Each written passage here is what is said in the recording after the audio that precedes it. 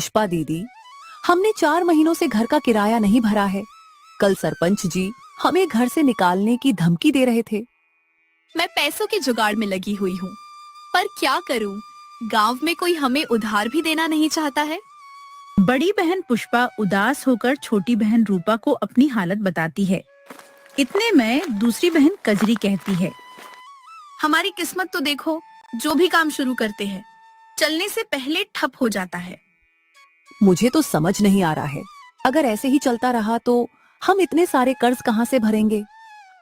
तीनों बहनें घर में बैठी अपना सुख दुख बांट ही रही थीं।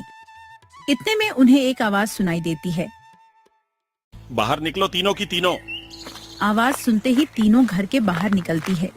सरपंच को अपने सामने गुस्से में खड़ा देख पुष्पा पूछती है, क्या बात है सरपंच जी, इतनी सुबह सुबह हमारे घर कैसे आना हुआ?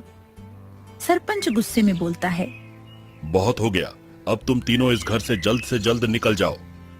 पर क्यों सरपंच जी, आखिर हमने किया क्या है? तुम तीनों महारानियों ने पिछले 4 महीनों से किराया नहीं भरा है। अब मैं तुम्हें और मोहलत नहीं दे सकता। ऐसा न कीजिए सरपंच जी, हम पर दया कीजिए। हम कहाँ जाएंगे, क्या करेंगे? ये सब तुम्हें पहले सोचना चाहिए था। मुझे और कुछ नहीं सुनना है, निकल जाओ मेरे घर से। सरपंच बड़ी निर्दयता से तीनों बहनों को घर से निकाल देता है। तीनों बहनें दर दर भटकने लगती हैं।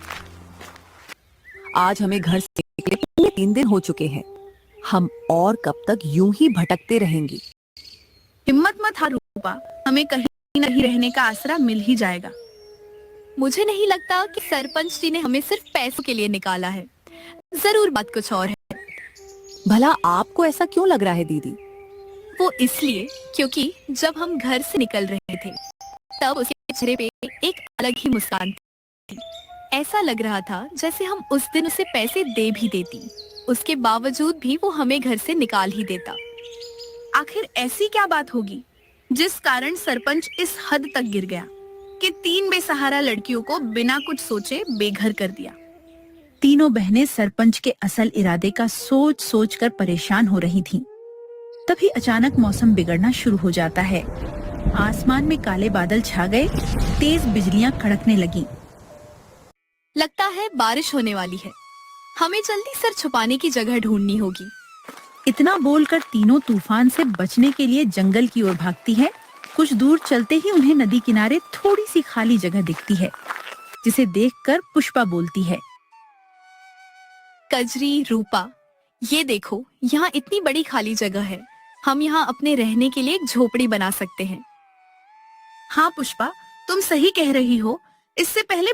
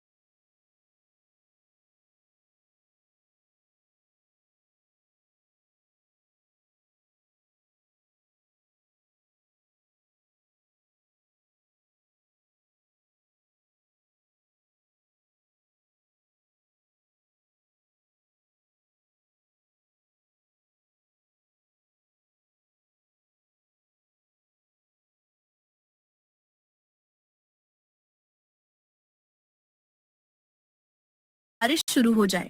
हमें जल्दी से झोपड़ी बना लेनी चाहिए। इसके बाद वे तीनों बहनें बिना एक पल की देरी किए जंगल की लकड़ियों, पत्तों और नदी किनारे की पक्की मिट्टी से एक छोटी सी झोपड़ी बना लेती है। दीदी, भले ही ये झोपड़ी गांव के घर जितनी बड़ी नहीं है, पर यहाँ एक अलग ही सुकून है। न तो यहाँ हमें किराया भरने की चिंता है और न ही घर खोने का डर। सच में पहली बार हम किराए के नहीं बल्कि अपने खुद के घर में रह रही है। तीनों अपने नए घर में रहकर बहुत खुश हो रही थी। Girl, we all know that polka dots are having their movement this summer and I am legit obsessed. I have ordered कर बहुत खुश हो रही थी। रात हुई, तीनों जंगल की जंगली सब्जियां और फल खाकर सो गईं। आधी रात होते ही तूफान और बारिश का ऐसा कहर बरसा कि उनके घर की छत से पानी की बूंदें टपकने लगीं, जिस कारण कजरी उठ गई। हे प्रभु, अब ये क्या नई मुसीबत है।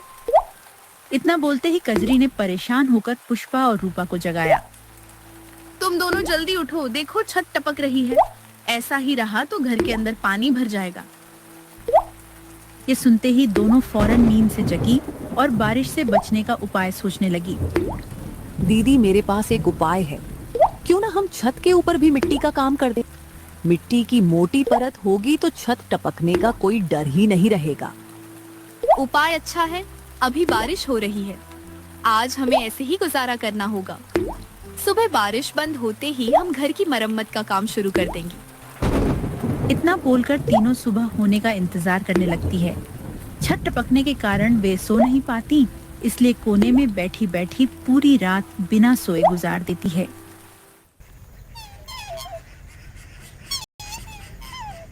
सुबह होती है, बारिश के रुकते ही वे तीनों छत की मरम्मत में लग जाती है। तुम दोनों यहीं रुको, मैं मिट्टी लेकर आती हूँ। थोड़ी देर बाद पुष्पा मिट्टी लेकर आती है और फिर तीनों बहनें छत ठीक करने लगती हैं।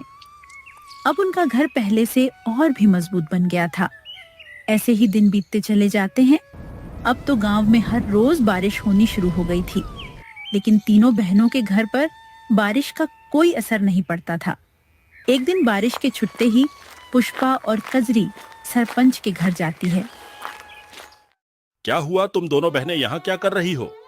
घर लेने की उम्मीद न पालना फिर से। सरपंच जी, हमें घर वापस नहीं चाहिए। हम तो बस आपसे एक मदद की उम्मीद करने आए हैं। कैसी मदद?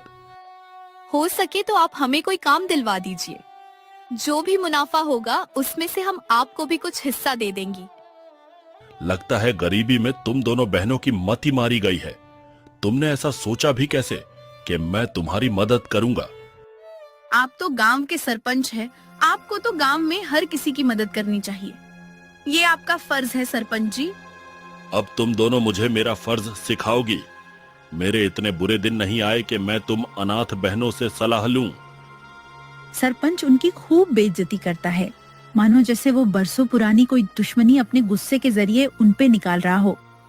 कजरी और पुष्पा उसके ऐसे बर्ताव से परेशान हो चुकी थीं। आखिर आप हमसे इतनी नफरत क्यों करते हैं? हमें आपका बिगड़ा ही क्या है? मैं तुम्हें जवाब देना जरूरी नहीं समझता। अब जाओ यहाँ से, मेरा दिमाग न खराब करो। इसके बाद दोनों मायूस होकर सरपंच के घर से निकल जाती है। दोनों के अंदर घर जाकर रूपा को सब सच बताने की हिम्मत नहीं रहती है, इसलिए दोनों वहीं रास्ते में रुककर परेशानी का हल सोचने लगती है। कजरी, अब हम क्या करेंगे? काम नहीं मिलेगा तो अपना पेट कैसे पालेंगे? कब तक हम जंगली सब्जियां और फल खाकर गुजारा करेंगे? ऐसे तो हमारी सेहत बिगड़ जाएगी। मुझे तो रूपा की फिक्र हो रही है। हमारी छोटी बहन है, हमें उसे खुश रखना चाहिए, पर किस्मत के हाथों मजबूर उसे भी हमारे साथ दुख झेलने पड़ रहे हैं। दोनों बहनें एक दूसरे से अपना दुख बांट रही थीं। तभी अचानक वहां गांव की कुछ औरतें आती हैं। ये दोनों मनहूस यहाँ क्या कर रही है? इन्हें तो सरपंच ने घर से निकाल दिया था ना। अपने बारे में ऐसी बातें सुनकर कजरी को बहुत गुस्सा आता है और वो उस औरत को सुनाने लगती है। तुम हमें ऐसे कैसे बोल सकती हो? क्या हमने तुम्हारा उधार खाया है जो तुम्हारी बातें सुने? जेब में 1 रुपया तो है नहीं, पर अकड़ तो देखो। जुबान कैंची की तरह चलाने से कुछ नहीं होता। तुम तीनों बहनें हो ही मनहूस। सही कह रही हो बहन। मुझे तो इन तीनों बहनों से नफरत है। इनके माता पिता ने जो गांव वालों के साथ किया था वो कोई भी अब तक भूल नहीं पाया है। कहना क्या चाहती हो? मेरे माता पिता ने ऐसा क्या किया था गांव वालों के साथ? उन्हें बदनाम मत करो, वे तो अब इस दुनिया में भी नहीं हैं। सच सबको कड़वा ही लगता है। खैर हमें तुम्हारे मुंह नहीं लगना, हमारे पास इतना फालतू समय नहीं है। इतना बोलकर वे औरतें वहां से चली जाती हैं।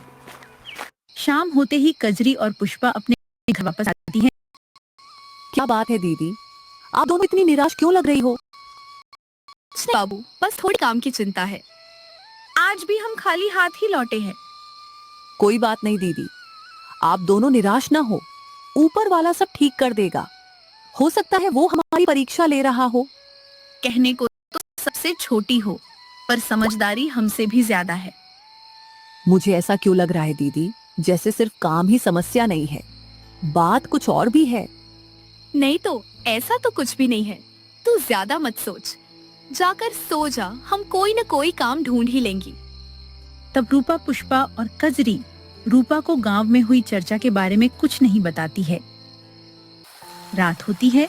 रूपा के गहरी नींद में जाते ही कजरी परेशान होकर पुष्पा से बातें करने लगती है।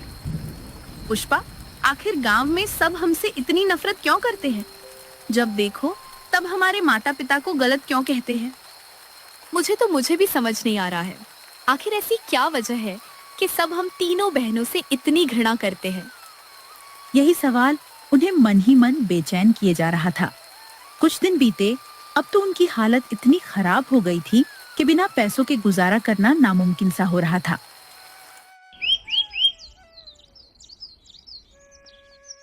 इसलिए एक दिन पुष्पा ने गांव के सबसे धनी व्यक्ति श्यामलाल से मदद लेने की सोची। कजरी, रूपा, तुम दोनों घर पर ही रहना, मैं थोड़ी देर में आती हूँ। अब तुम कहाँ जा रही हो? बाहर मौसम खराब है, कभी भी बारिश हो सकती है। इसीलिए तो कह रही हूँ, घर पे ही रहना दोनों। मुझे श्यामलाल से काम के सिलसिले में बात करनी है।